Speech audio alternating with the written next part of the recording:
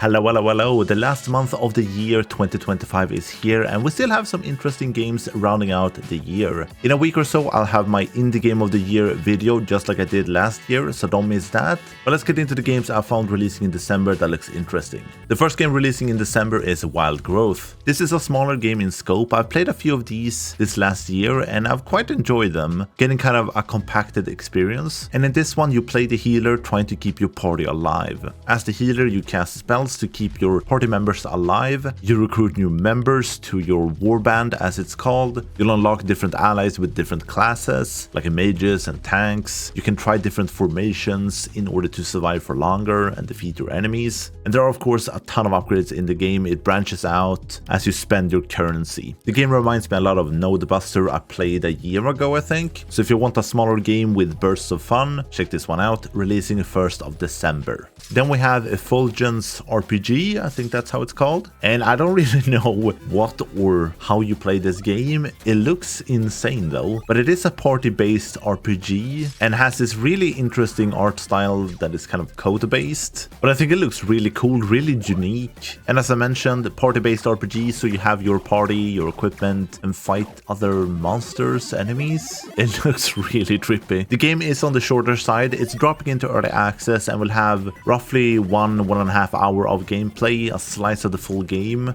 When it's finished, it's not gonna be this giant JRPG, it's more of this intense experience, I would assume. But as you defeat enemies, you break them down and can print weapons and gear for your characters. But yeah, it looks really cool. Very intrigued to try this one out. Early access is planned for 6 months before full release, so hopefully around summer next year. But release into early access is 2nd of December. Next up is Cloudheim, a 4-player co-op action-adventure type of a game with a bit of crafting, 3D combat, but set in the sky. And I think your base of operations is on the back of a giant flying turtle. The combat is combo driven. There seems to be a bit of destruction in the game, some well thought out monsters and enemies, and you'll obviously travel to different islands with, I think, randomized dungeons filled with enemies, puzzles, and of course loot. The crafting part of the game seems to be more focused on gear, weapons, and abilities rather than building structures. And I do really like the style of the game, kind of cel-shaded, very vibrant, very pretty. The traversal and combat seems fun, but it feels like a game you want to play with friends rather than alone, but we'll see. It is dropping into early access, and at release into early access you will have 5 islands to explore, and the game will stay about 9 to 12 months in early access. And release into early access will be on 4th of December.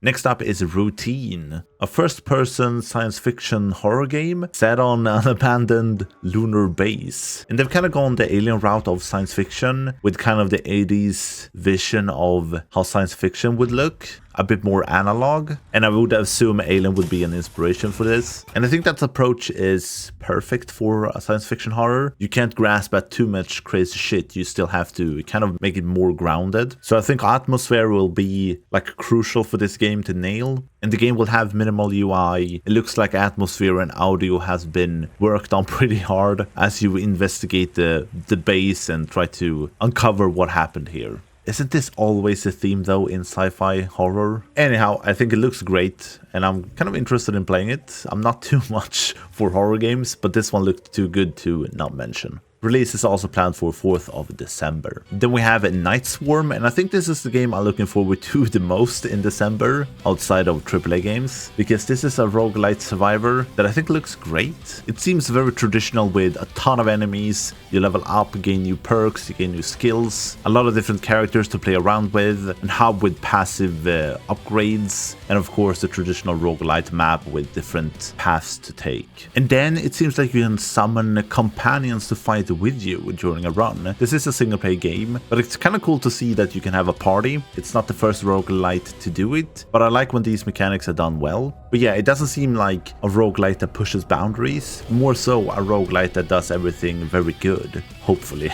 We'll see. Release for this one is also unfortunately on the 4th of December. You'll see a trend of this. Most games in December tend to be in the first half of December, as there is usually a lot happening around Christmas and New Year's. But the next game on my list is Skate Story. And I covered this one like a year ago exactly, because it was meant to be released last year, and it's obviously gotten pushed back since then. But yeah, this one is a skating game, but a bit more than just skating. It's a bit more story driven, and if you haven't noticed already, it got a crazy art style to it. And the main character is made up of glass, I think it is, and if you miss tricks, you will fall and shatter. And the simple story of the game is that you are a demon in the underworld, and the devil has given you a skateboard with a simple deal.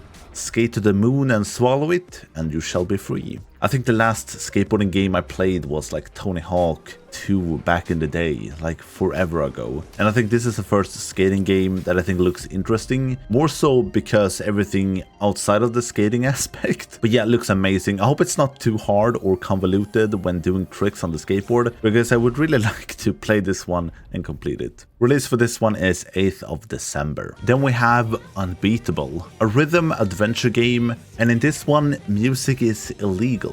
And you follow the story of Beat and her band on the run. And I must start off with the art style because it looks really cool. It feels very comic bookish, with big talking bubbles popping up, the kind of half animated movements, the very flashy moves. It looks great, I love it. And it feels like the past couple of years, music games have really become more popular. Back in the day, you only had like Guitar Hero, or like the rhythm dancing games, or the keyboard type things. And I mean, this is somewhat it as well. But it's nice seeing these types of games also incorporating story, drawing the players in. Because if this game was just pure mechanics, I wouldn't even be interested. But if the story is somewhat interesting, I would at least try it out, you know? And outside of the story mode, there is also an arcade mode, which is nice to see. Like when you have a good gameplay mechanic, you should arcadeify it as well, I think, at least when it comes to a rhythm type of a game. Release for this one is planned for 9th of December. Another game I've been looking forward to a lot is Death Howl. I have a video playing through the demo for this game, but this is a Souls-like deck builder with turn-based combat and a really unique art style here as well. It is very minimalistic, but also super detailed in the best way possible, with colors changing all the time. And if I remembered correctly, the story started off kind of strong as well, as you play Ro, a hunter from a small tribe that is overcome by grief following the death of her beloved son. Guided by voices from another world, she transcends into the spirit realm in hopes of bringing him back. That is quite a powerful start of a game, and hopefully it stays interesting throughout the entire game, because the game looked pretty large with 4 distinct regions, 13 biomes within these regions, and then a shit ton of cards. I think there are more than 150 cards in this game, so yeah, it looks very cool. And the publisher for this game is 11-Bit Studios. I do love their games. They usually never miss, at least not in my book. Release for this one is also planned for 9th of December.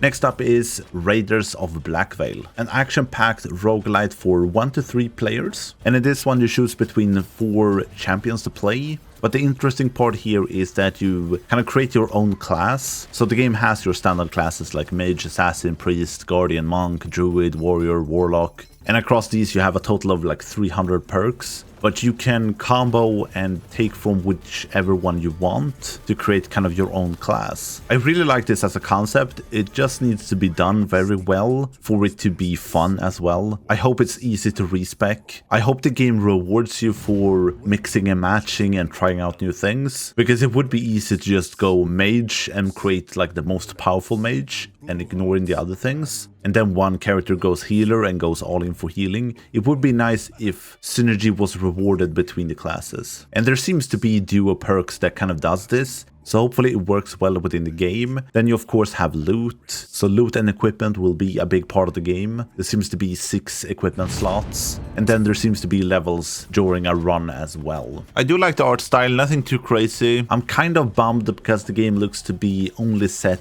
in like these brown industrial like factory settings. I would love some different biomes because I think the brown-gray aesthetic is so boring. But yeah, I like this kind of combination between like a Diablo-esque RPG combined with a roguelite. So this one definitely caught my attention. It will drop into early access on the 15th of December and will stay in early access for around 6 to 12 months as they add more of everything into the game. These are the games I look forward to releasing in December, and like I mentioned, they're all releasing in the first half of the month, which makes sense. And as I mentioned in the start, hopefully next week I'll have my Game of the Year video out for indie games. So don't forget to subscribe so you don't miss that. Thank you so much for watching, have a great day, and I'll see you in the next one.